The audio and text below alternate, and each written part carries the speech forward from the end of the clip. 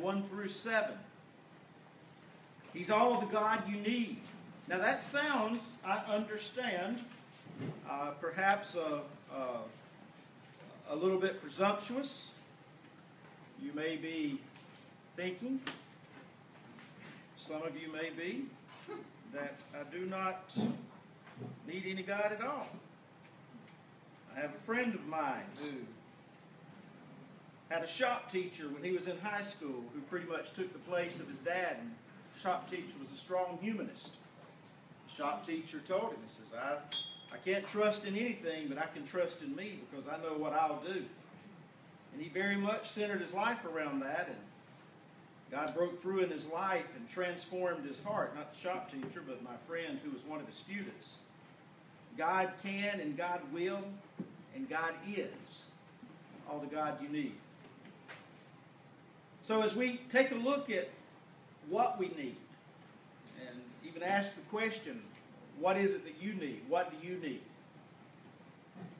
It may be really, in all honesty, a very hard question to answer. Because in a lot of our lives, you may be like so many others that you realize that you need something, but you do not know what that something is that you need. Now, I know that this is true. I know that that is a true statement. You realize you need something, but do not realize what that need is. I know it's a true statement because so many people are searching for something. In fact, songs are recorded about looking for something. Books are written about looking for something. Movies are produced about people who are searching for something. And if that were not evidence enough, just lift up your eyes and look around you. Because if you lift up your eyes and look around you, you'll see that people are searching to satisfy and to fill a need in so many different ways. Some people search to satisfy and to fill a need through relationships. Relationships are started in hopes that that need within is going to be satisfied. But the same relationships many times end up broken and torn apart because it did not fill the need. That relationship didn't fill the need. Sometimes children are conceived and even planned ahead of time that I'm going to do this. It was an idea that this is going to fill a need that's in my life. Jobs are taken oftentimes in an effort to try to fill a need in somebody's lives. Individuals pack up and move across town or across the country or move somewhere in an effort to try to satisfy and to fill a need. But part of the issue is that we are trying to fill needs with stuff or trying to fill needs with people, and that's not what we need. That's not what's going on. That's not what's lacking in our lives. You can get the idea sometimes of maybe you weren't hungry, maybe you were just a little bit hungry, and you walk to the pantry, you open the door, and you just stand there and look. You close it, you open the refrigerator and look inside the refrigerator, and you just stand there and look. There's something you want, but you can't quite put your finger on it. You don't quite know what it is that you're looking for, what you're wanting. We have that in life. That need in our lives sometimes it's difficult for us to be able to put our finger on and to identify. I want you to know that what I'm talking about today is not just preacher talk. As we live our life, it's important that we get the foundation right first. Getting the foundation established first should be a priority. Then we can build on that foundation. Filling the needs that are going to genuinely satisfy, that are going to fulfill us, that are going to complete our lives. Building it on that foundation must be a priority for each of us. But too often, here's what we do. We jump to build. We build life not on the foundation. The foundation hasn't been set. We haven't invested in the foundation. We jump to build, then the building crumbles. So we jump and we build again, and that crumbles. And we jump and build again, and that crumbles again and again and again and again. Going through all trying to satisfy a need, but we've never really set the foundation. In fact, the need that we are searching to fill in our lives is hard to name. I don't know what it is, but I'm searching to find it. I'm looking to find it. I'll know it when I find it. We get that thought, we get that idea by so many people. There's something that you and I both do well to understand, and that is this: that there is a God, and you are not Him.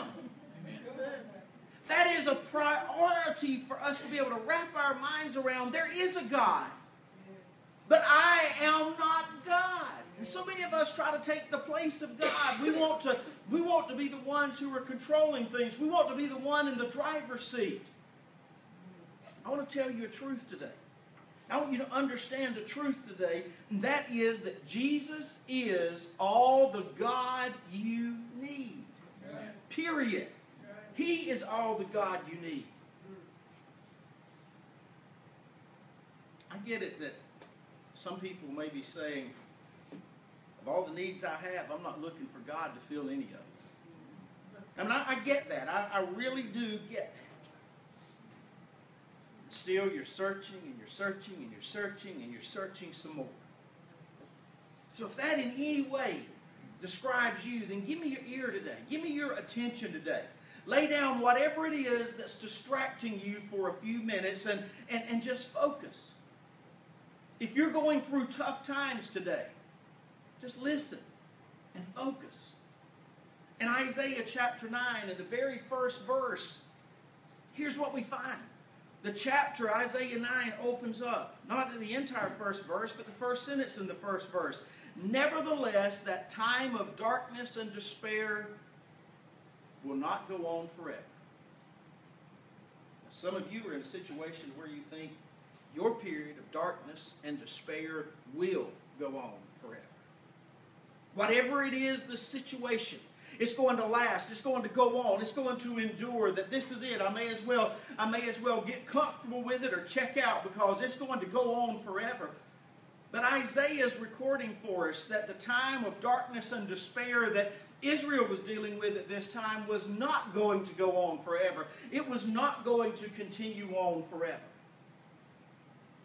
Now, whether you see a need for God or you do not see a need for God, listen. Focus with me. Because there's a fundamental satisfaction for your need, even if you don't realize it. I hear people oftentimes say, when I found God. We don't find God. It's not that we set out on a search to find God. In fact, the Scripture tells us there's none of us righteous. There's not even one of us. So there is nothing within us to pursue after, to chase after God. It's God at work in our lives to satisfy that fundamental need in our lives that puts in us that hunger to open our eyes and to look, to see that God is working. So this foundational, this fundamental satisfaction for your need in your life, even if you don't realize it, that there is a hope, there is peace, there is justice, there is a rightness for you and for your life. I want you to understand today as we go through Isaiah chapter 9 that God is the light who shines into the darkness and despair that we see about in Isaiah 9:1. Shines into the darkness and despair of your individual life and my individual life. That darkness and despair oftentimes is darkness and despair of the unknown, the things that we can't put our fingers on. We do not know it, but that darkness and despair is there. We're searching, we're seeking, we're hoping to find. Isaiah chapter 9 and verse 2 goes on to say, the people who walk in darkness will see a great light. For those who live in the land of deep darkness, a light will shine.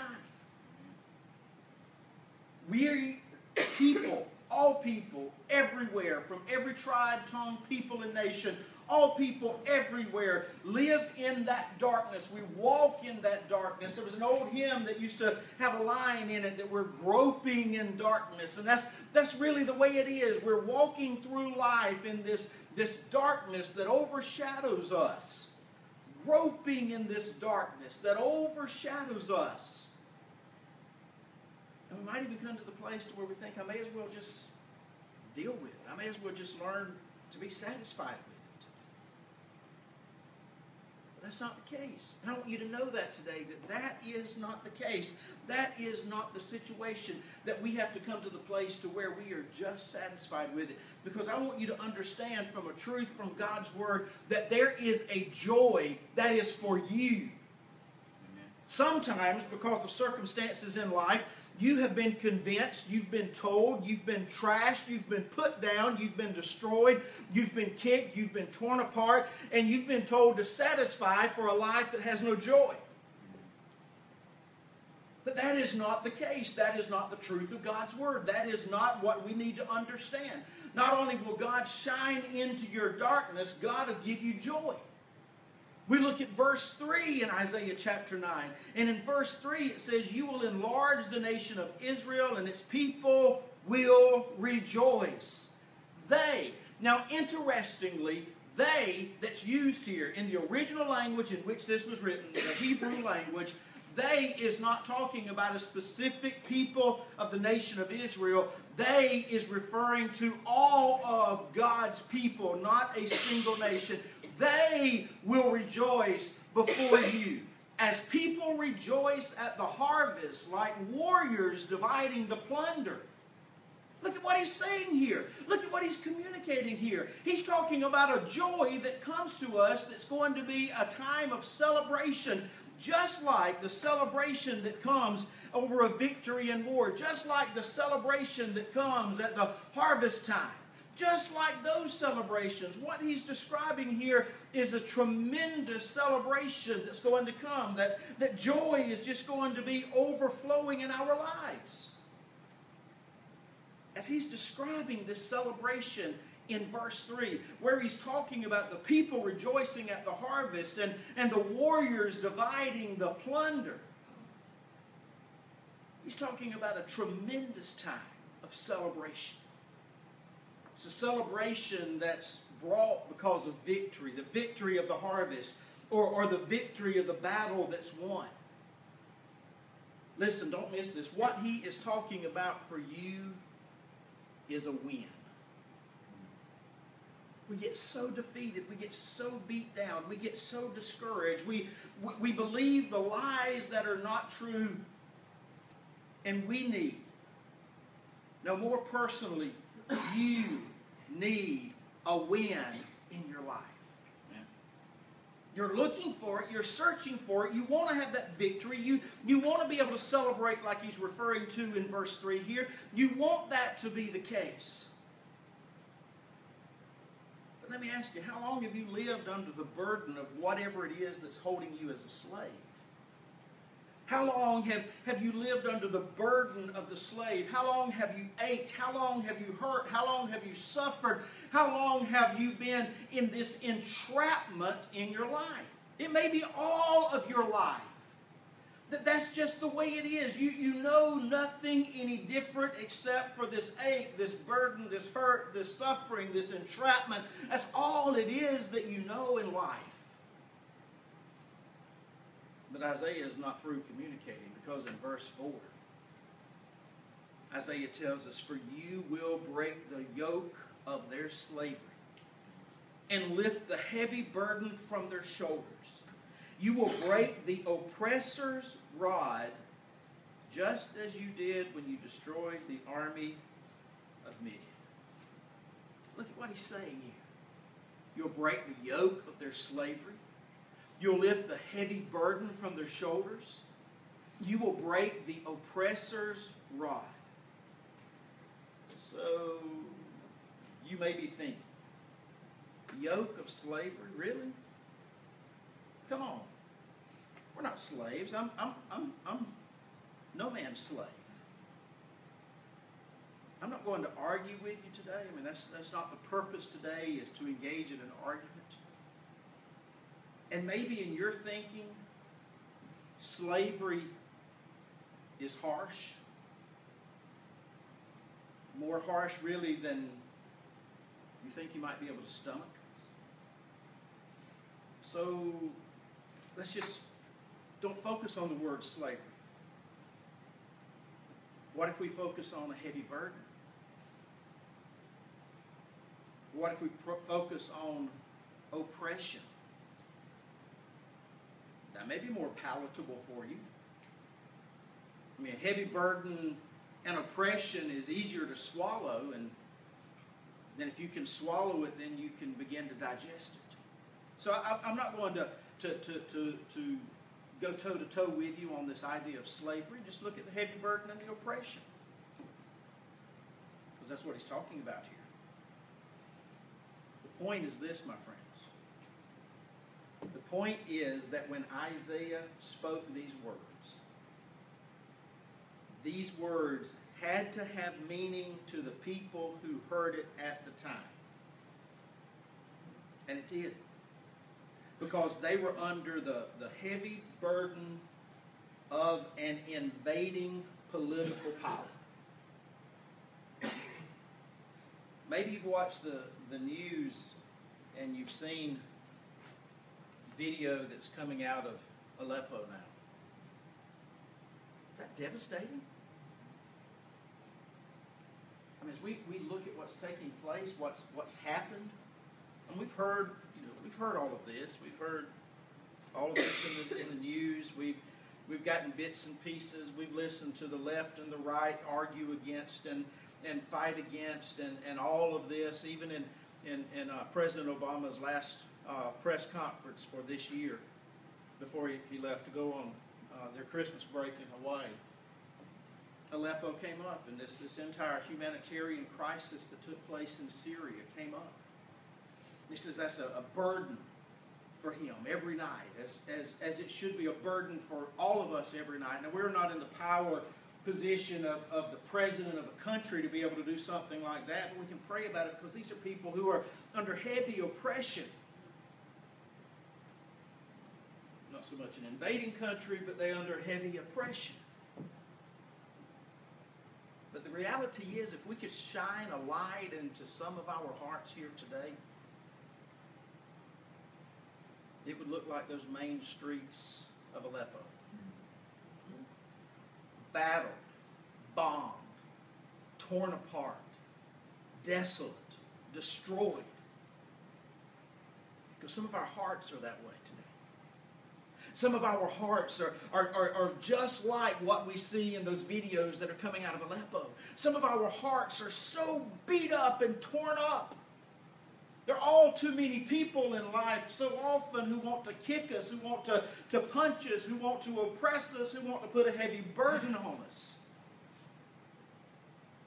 I have a friend who when I was serving down in South Florida, and he and I had to work together in a situation, but he had a guy who was over him in a ministry context, who he always would come to me, not the guy who was over him, though I had to work with this guy as well, but the guy that I worked with would come to me and say, would tell me how he's just kind of just pressuring him, just pushing on him all the time. And it happened to be a black American guy. Both of them were. And I told him, I said, well maybe he's looking to you sort of as his whipping boy, which was a loaded term in talking with a black American. And I said, I'm not being racist in this, because it was another black American that was doing it. I said, but it has nothing to do with race, but has everything to do with you're the one that he turns to beat up on because he can't control the situation around him. As we sat in the coffee shop that day, tears started rolling down his cheeks. He said, I've never thought about it that way. There's some people who are looking to you as their whipping person. They're looking to you as the one that they want to beat up on. They want to blame you. They want to push you down. They want to oppress you. They want to put a heavy burden on you because it's somebody that they can. And for some reason, some strange reason in our twisted minds, it gives us relief sometimes to do something so crazy as that. This is what I'm talking about. When Isaiah spoke those words, it had meaning to the people who heard them on that very day. But these words were not for them alone. These words were spoken to you, and these words were spoken to me. These words were spoken to all humankind throughout all history and all people yet to come. These words were delivered to every one of us because every one of these words that were spoken 700 years. 700 years before Jesus Christ was born. Now think about it. They were spoken to give the original hearers hope. But they were also spoken to give you and to give me hope. You still focused with me? Are you still listening? This is the Christmas season. Each year on December the 25th, we've calendared a day to celebrate the birth of Jesus Christ. The magnitude of the birth of Jesus cannot be denied. You may in every way say, I don't believe in God. Let me tell you, you cannot deny the magnitude of the birth of Jesus Christ. It is an historical fact that is recorded for us for eyewitnesses who were there, not Christian eyewitnesses from the Bible, but outside of the realm of the Bible. There is history that says this is absolutely true. But I want you to see also that the birth of Jesus Christ literally split time in half. BC, before Christ, AD, Anno Domini, the year of our Lord, is after the birth of Jesus Christ. Everything that happens in time is dated in reference to the birth of Jesus Christ. Everything. I want you to know that Jesus is kind of a big deal. He's for real.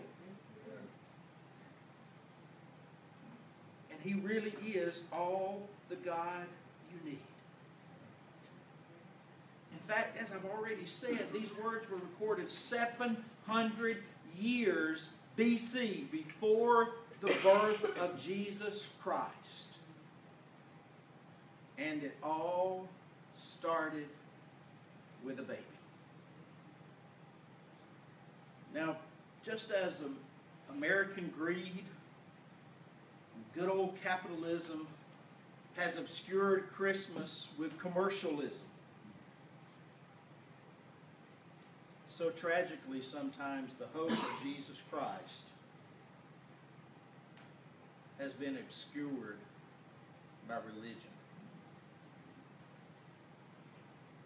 Don't wander off. Stick with me. I want you to grasp this. You see, the baby that was born was not born to give you religion. That's way too small for what was taking place on that monumental day. But the baby who was born to give you a relationship. A relationship with Almighty God. Now, if you're a student of the Bible, there's a name for God that's given to us in the book of Daniel, in the 7th chapter of the book of Daniel. And that name for God is the Ancient of Days. Just packed with meaning and paints a powerful picture. The Ancient of Days. I want you to see that the Ancient of Days became an infant. Matthew Henry recorded those words, and as I looked at those words, the Ancient of Days became an infant. I was just blown away by that. Think about it. The one who always was. The one who spoke everything into being. The one who created the heavens and the earth. The one who hung the stars. The Ancient of Days became an infant. Born in a stable, not a wooden stable like we're trying to picture here. It was a cave. that last song we sang and the slide that was there really is a far better picture, but caves are hard to set up on church stages and out on lawns. So we use the stable idea. The Ancient of Days became an infant, and that deserves a closer look with fresh eyes. Because here's the truth. He is all the God you need. No matter what you're searching for, He is all the God you need. Verse 6. Isaiah 9, verse 6. For a child is born to us. 700 years before this child was born, Isaiah was communicating this. Is that not some weight to the fact that God is alive and God is real and God is working? 700 years before this, God communicated to Isaiah. Isaiah communicated to us. For a child is born to us, a son is given to us. The government will rest on his shoulders.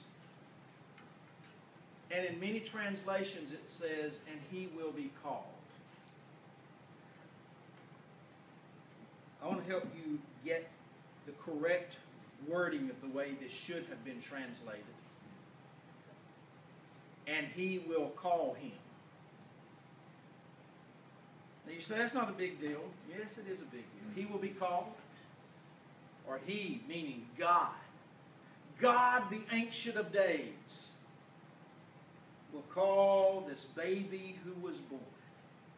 God will call him Wonderful Counselor, Mighty God, Everlasting Father, Prince of Peace, Wonderful Counselor. Now, if you're familiar with the King James Version, you know that wonderful, counselor is the way the King James Version says it. Punctuation was not in the original manuscript. It just was not there. And Handel's Messiah does a great job using that comma masterfully. Wonderful Counselor, but really it's Wonderful Counselor. Most likely. Why? Because of the parallelism that's in there from a grammatical standpoint. Wonderful Counselor, double word. Mighty God, double word. Everlasting Father, double. Prince of Peace, double. Actually triple because you have the word of there. But it brings it all together. Most likely that is the way it was spoken on that original day.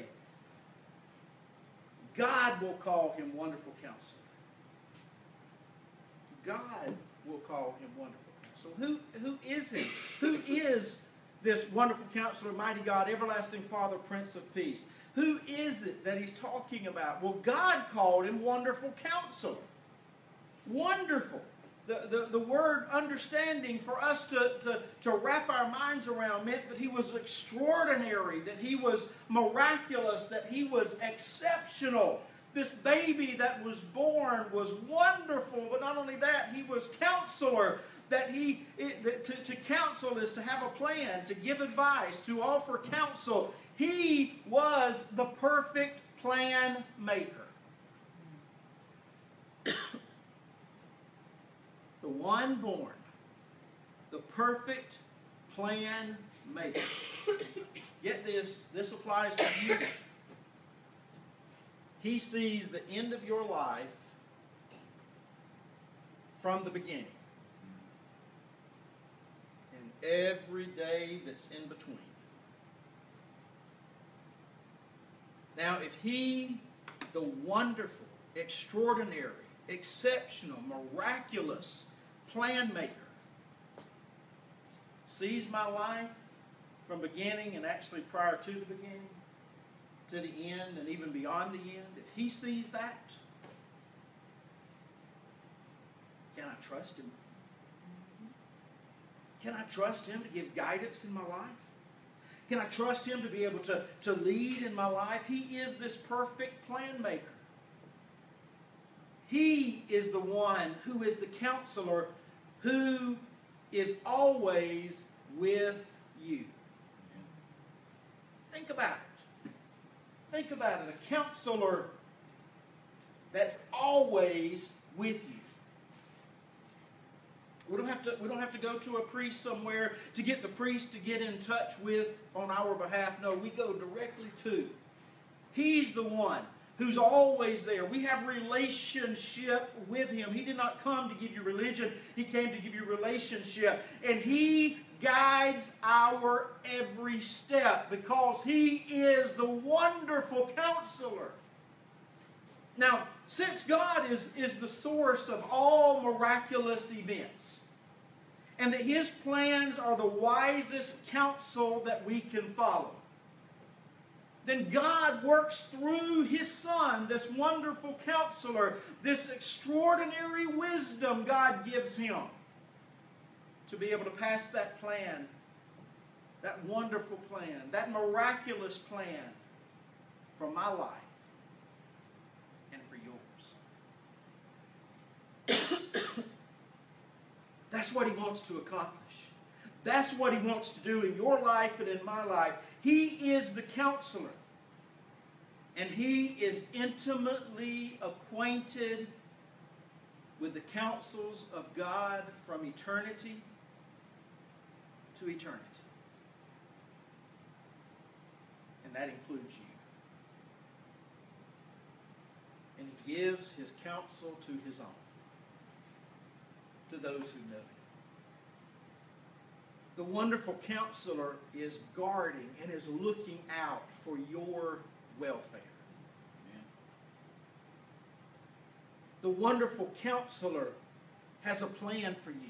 We read it oftentimes in Jeremiah 29:11, where He says, "And I know the plans I have for you, says the Lord.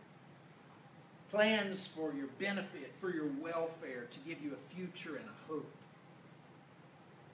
This wonderful counselor who is available to be with us every step of our lives works this plan out so miraculously, so extraordinarily, that all we have to do is trust Him.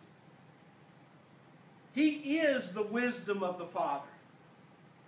And He makes that wisdom available to me and to you.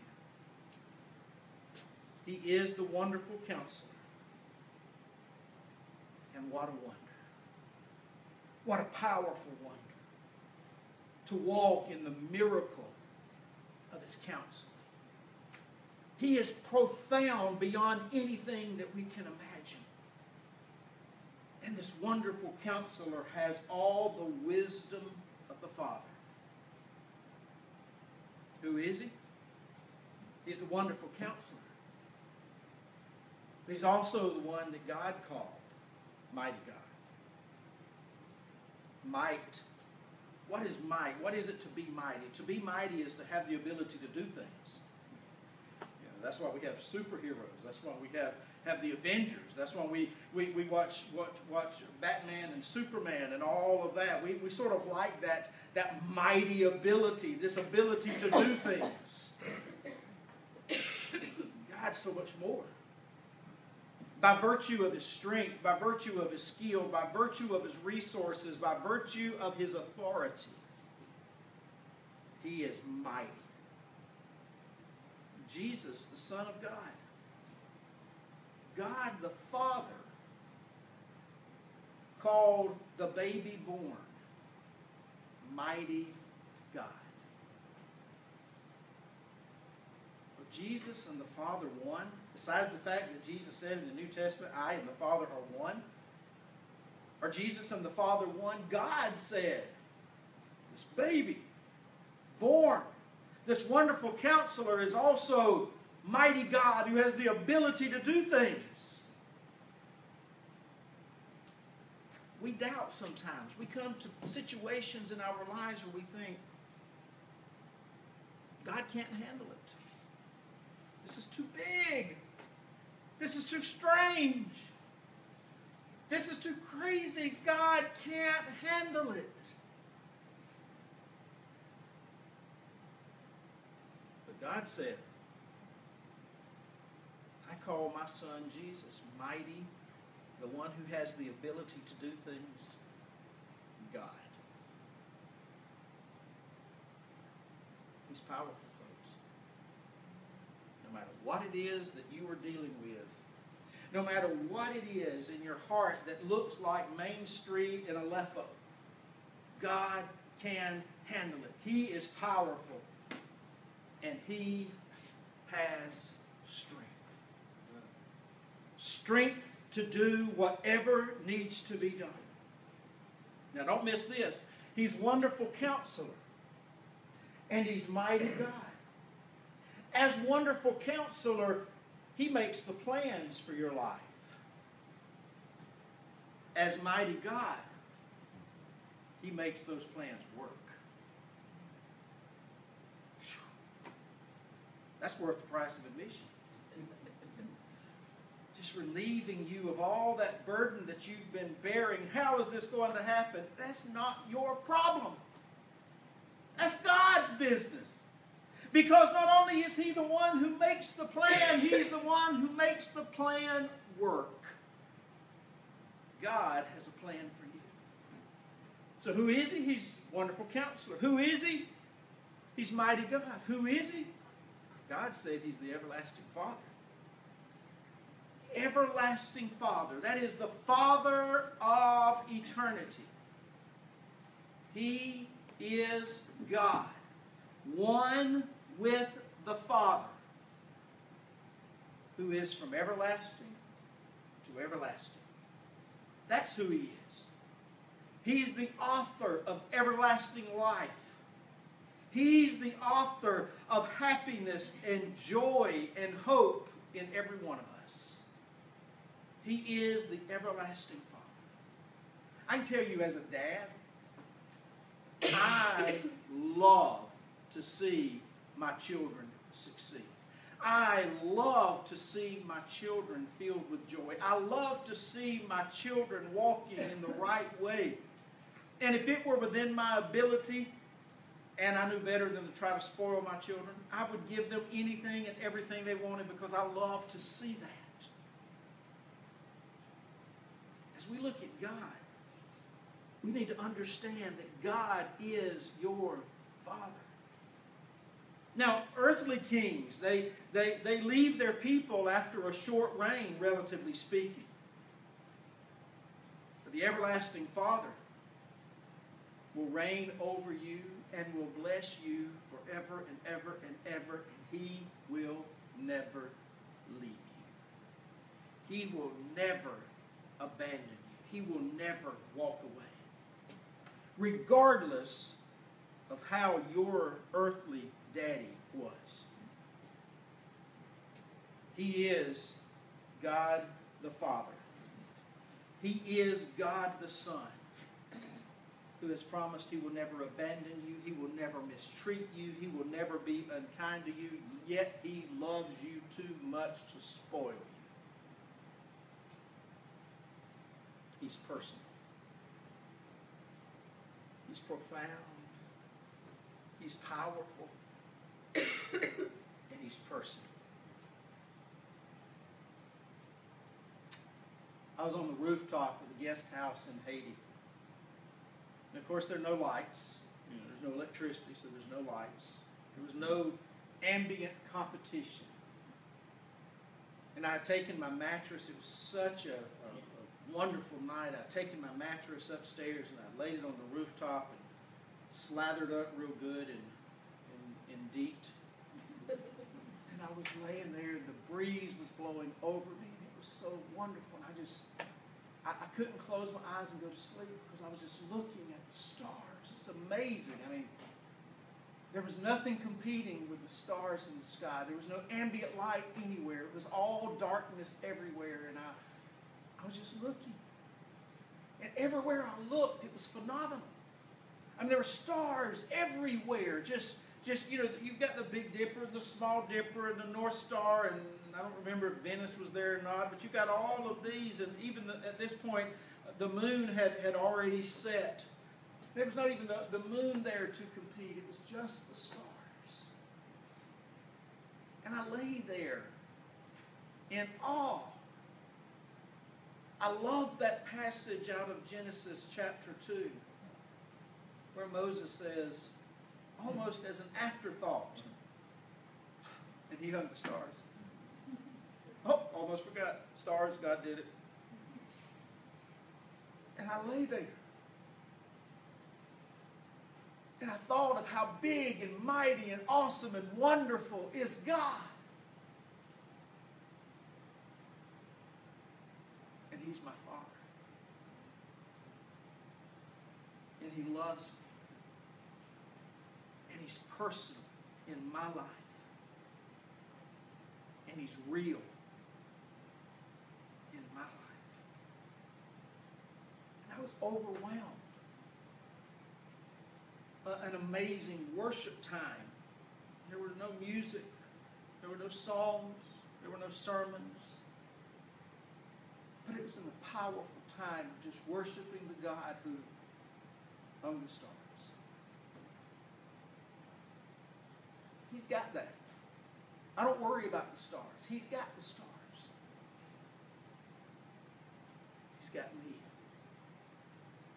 And He has you. Who is He?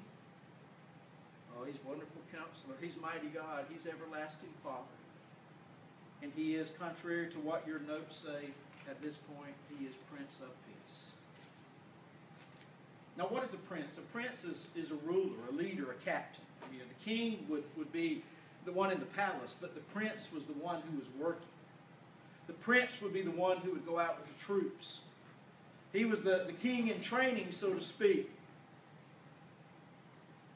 He was the one working. I love etymology of words. You know, the history, where did that word come from? You know, it's like if somebody's eating high on the hog, you know, that came from the fact that they're eating on up toward the higher part, not on what trumps in the mud. So you know, if you're selling the meat, you sell the expensive meat, the meat that's high up on the hog. That's the meat that you sell, but you and your family eat pig feet, stuff like that. So that's where that word high on the hog. But you know, another word is he's riding his high horse.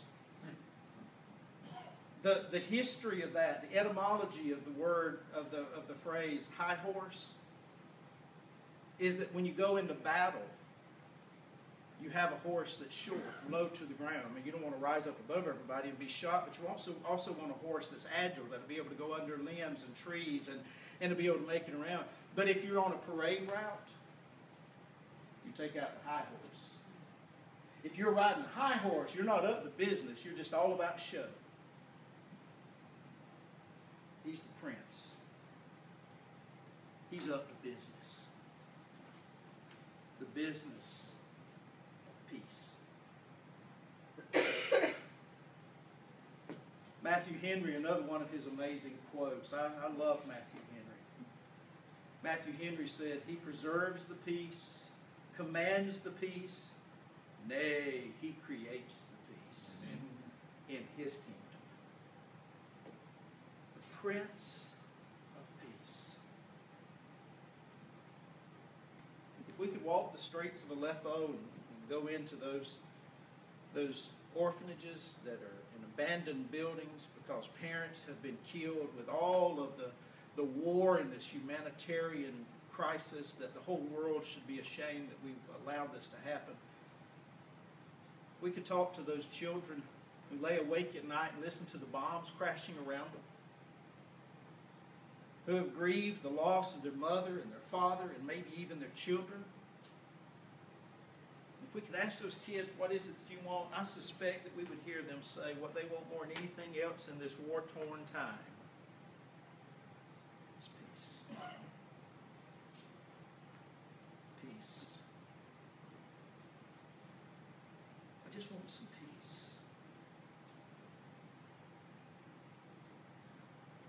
The Prince of Peace is our tranquilizer. Not that He knocks us out. It's not that kind of tranquilizer. But the one who brings tranquility to the chaos of our hearts. You know, there are times when I'm doing my personal prayer time that I use these four names that God called Jesus. There are times that I use Prince of Peace. I'll just pray, God, Prince of Peace, I need you to reign over this anxiety in my heart right now. He's the captain. He's the worker. He's the leader for peace. And in the Old Testament, the word shalom, which is the word for peace that we have here, the word shalom in the Old Testament is a state of wholeness. When somebody would greet somebody, shalom, it's a state of wholeness. It's a state of harmony. And it's intended to resonate through all of our relationships. When the Hebrew people, Jewish people, used shalom as a greeting, shalom was a wish for that outward freedom from all disturbances that you would face, as well as a sense of inward well-being. Shalom. For people who are constantly harassed with enemies, peace was a premier blessing that they could have. Now in the New Testament, when we look at peace, there are three spheres of peace that we find in the New Testament. One is peace with God. And that's that vertical dimension, that for me to have peace with God. And that's the beginning of that laying of that foundation, is for you to have peace with God. But there's also that peace of God, and that peace of God takes place internally, inside, where some of the greatest battles take place and no one knows about. And then there's that peace with others. That's that horizontal peace. That vertical peace is peace between me and God, and horizontal peace between me and others around me. But the peace of God is that eternal peace that God gives me. You see, He's the ruler of peace over all of the chaos and all of the war and all of the destruction and all of the burden and all of the oppression and all of the slavery of your life. He's the ruler over that to bring peace into your life. The battle that's raging and going places all over inside now that maybe no one else recognizes, He's the one who brings peace. He's the one who stepped out onto the boat. They woke Him up, and He stepped out on the boat when the disciples were panicking in the midst of the storm, and He rebuked the waves, and He said, "Peace, be still." And the Bible records for us that the Sea of Galilee became calm. The Prince of Peace is your peace. He's profound, and He's powerful, and He's personal, and He's peace. Isaiah 9:7 tells us that His government and its peace will never end. It's not a momentary peace. Oh, I'm not saying there's not times that the boat doesn't rock in your life. But He is that eternal peace. So, today, now, in your life, what's the takeaway from this? What's the big deal in your life personally about God calling 700 years before the birth of Jesus, calling Jesus Wonderful Counselor, Mighty God, Everlasting Father, Prince of Peace? Takeaway is He's got this. He's got your back. He's got your front. He's got your top. He's got you all over, inside and out. He's got it. You can trust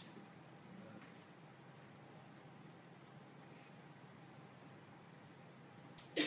We hear it sometimes, and it's a little bit trite, I think. Let go and let God. And from a preacher's standpoint, and somebody who sees theology as a big deal in my life, I always want to put notes with that. Let go and let God. Well, yes, but you need to understand. Yes, and that's true. But based on all that I've told you up to this point in this message, in Isaiah 9, 1 through 7, whatever it is that's going on inside you, He's the foundation on which to build this wonderful plan with the power to accomplish that plan. And He loves you too much to spoil you. And He rules and reigns peace in all of your fears, in all of your chaos, in all of your ways.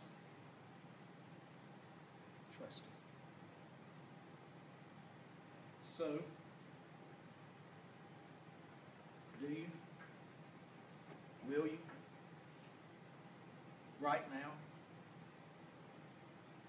Trust Him. Trust Him to... He's got my uncertainties because He sees the end from beginning.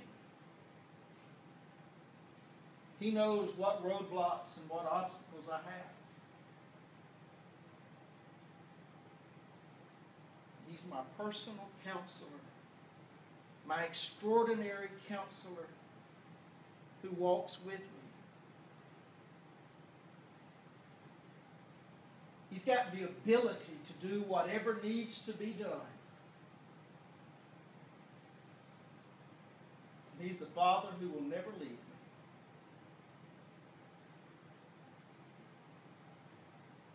And He says, son, don't worry. Just trust me.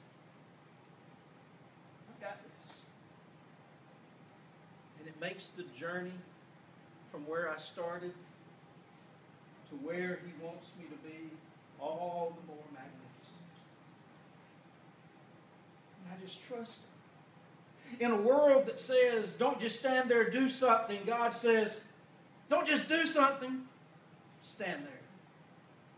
I've got this. Whatever it is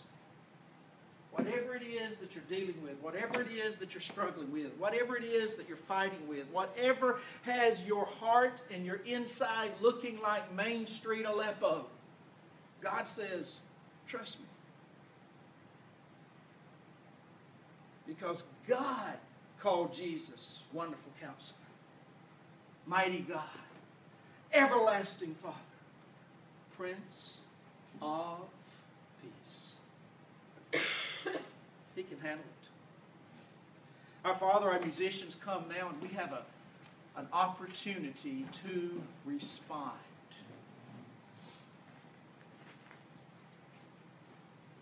Not a baby, but a baby who was born God.